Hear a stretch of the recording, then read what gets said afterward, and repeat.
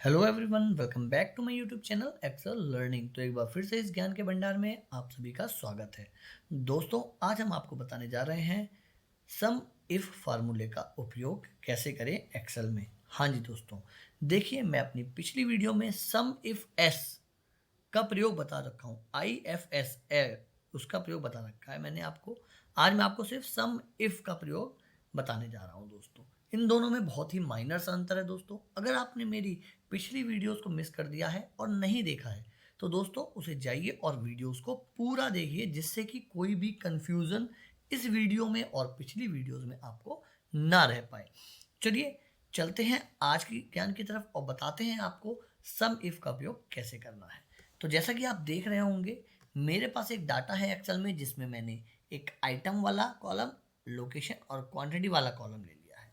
तो दोस्तों, अगर मुझसे ये पूछा जाए कि सिर्फ रैक वन में कितनी क्वांटिटी रखी है, देखिए अब मैं क्या बोल रहा हूँ, सिर्फ एक क्राइटेरिया की बात की जाए, क्योंकि अगर यहाँ दो क्राइटेरिया की बात की जाएगी कि एप्पल रैक वन में कितना रखा है, मतलब ये क्राइटेरिया, एप्पल वाला क्राइटेरिया, आइटम वाला क्राइटेरिया और लोकेशन वाला क्राइटेरिया, अगर दो क्राइटेरिया की बात बोली जाएगी तो हम सम इफ एस का फार्मूला लगाते हैं। लेकिन यहाँ हम लगाने जा रहे हैं सम इफ का।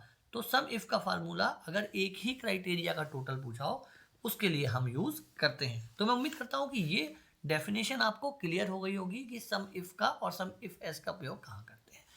तो चलिए, अब हमें जानना है कि भाई रैक टू में टोटल कितनी क्वांटिटी रखी हो, चाहे वो एप्पल की हो चाहे वो किसी की भी हो, ठीक है, बट रैक टू में कितनी क्वांटिटी है।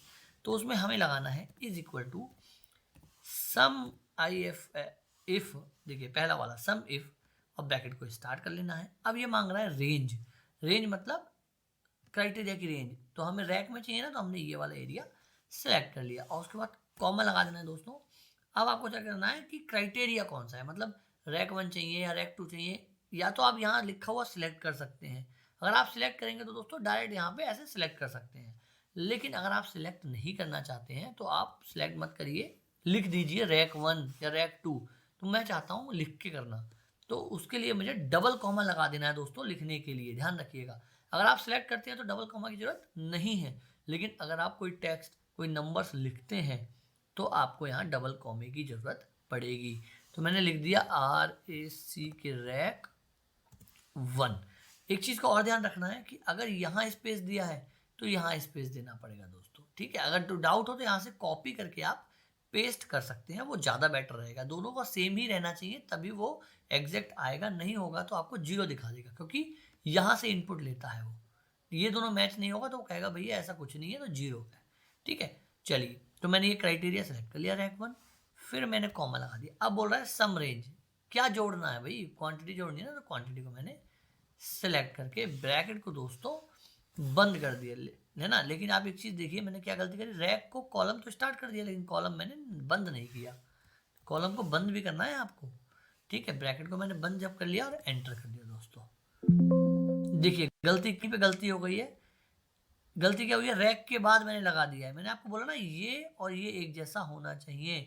तो ये क्या है, रैक वन है, तो ये हमने क्या लिखा, रैक के बाद डबल कॉमा लगा दिया। हटाइए इसको, रैक वन के बाद डबल कॉमा को बंद करना है, ठीक है, और फिर कॉमा लगा के ये सब करना है, एंटर कर देना है। तो देखिए 74, कहने का मतलब ये है कि 70 रैक टू जो है हमारा ये वाला, इसमें टोटल क्वांटिटी 74 है। चाहे उसमें अब आप ये नहीं पता लगा सकते, डिलीट कर देता हूँ, ये नहीं आप पता लगा सकते कि एप्पल की है, गुआवा की है, किसकी है। बस आप इतना पता लगा सकते हैं सम इफ की फॉर्मूले से कि इस लोकेशन में रैक वन में कितने, जैसे रैक वन डाल, अगर आप रैक वन डालेंगे दोस्तों यहाँ पे देखिए, तो यहाँ कुछ भी नहीं हुआ। क्यों? क्योंकि हमने ये अलाइंग ही नहीं कर रखा है। आपको अगर रैक वन की चाहिए तो इसी फार्मूले में आप यहाँ देखिए रैक वन, ये रैक वन का ही आ रहा है। अगर रैक टू का चाहिए तो आपको ये रैक वन की जगह रैक टू करना पड़ेगा। समझ गए दोस्तों? मतलब यहाँ पे हमने कुछ नहीं लिया, हमने डायरेक्ट यहाँ से ले लिया, लिख के निकाल दिया। चलिए एक और बात हम देखते हैं, बिना लिखे हम अब सेलेक्ट करते हैं कि मान लीजिए मैंने यहाँ पे लिख दिया रैक वन, ठीक है, ये सबसे बेटर रहेगा। यहाँ से कॉपी करिए और यहाँ पे पेस्ट कर दीजिए, ठीक है। अब हमें रैक वन में चाहिए, तो यहाँ फिर से हम फॉर्मूला लगाने जा रहे हैं, is equal to sum if bracket start. अब रेंज सेलेक्ट करनी है, तो रेंज इसकी करनी है, ये वाली सेलेक्ट कर ली, कॉमा लगा के क्राइटेरिया। अब क्राइटेरिया अगर आपने पहले लिखा था ना रैंक 1, अब हमें लिखेंगे नहीं, हम यहाँ से ले लिया हमने रैंक 1, तो हमें डबल कॉलम लगाने की जरूरत नहीं है, हमने ये सिलेक्ट कर लिया। फिर हमने कॉमा लगा लिया दोस्तों। अब ये मांग रहा है सम रेंज, भाई सम किस रेंज का करना है, सम क्वांटिटी का करना है, तो हमने ये सिलेक्ट कर लिया। अब ब्रैकेट को कर दिया बंद और एंटर कर दिया। अब देखिए दोस्तों, यहाँ रैक 1 है 74 है। अब मैं यहाँ पे अगर रैक 2 कर दूँ, मान लीजिए कि भाई रैक 2 में मुझे देखना है, तो मैंने कॉपी किया, मैंने ये यहाँ पे पेस्ट कर दिया, देखिए 71 हो गया, ऑलरेडी यहाँ पे था ना। अब मैं रैक 3 कर दूँ अगर, तो यहाँ हो गया। तो मैं एक बार फिर से रैक 1 कर देता हूँ। अच्छा, अगर आपके पास बड़ा डाटा है और आप एक समरी चाहते हैं, तो रैक 1 का आपने निकाल लिया। अब आप एक काम करिए, ये कंट्रोल सी और कंट्रोल रैक 2 लिख दीजिए यहाँ पे, जो भी आपका बार मतलब बार बार आ रहा है, सिंगल सिंगल बार आपने यहाँ पे लिख दिया। अब आपको क्या करना है, यहाँ पे पकड़ना है और ड्रैग एंड डाउन कर देना है। तो दोस्तों क्या हुआ, रैक 1 ये पूरा आपका डाटा ये वाला आ गया कि रैक 1 में कितना चाहिए, रैक 2 में कितना चाहिए और रैक 3 में कितना चाहिए। तो आप पहली बात तो आप डिफरेंस समझ गए होंगे कि सम इफ और सम इफ एस में डिफरेंस क्या है। क्राइटेरिया का डिफरेंस है, अगर ये 2 बार पूछेगा कि एप्पल रैक 1 में कितना रखा है, तो आपको सम इफ एस का प्रयोग करना है। और आपको सिर्फ रैक 1 सिर्फ एक क्राइटेरिया पूछा है, तो आप सम इफ का प्रयोग कर सकते हैं। अच्छा, अब इसे लगाने के भी 2 तरीके मैंने आपको बताए। या तो आप यहाँ लिख लीजिए और क्राइटेरिया को यहाँ सेलेक्ट कर लीजिए, उसमें डबल कॉलम लगाने की जरूरत नहीं है।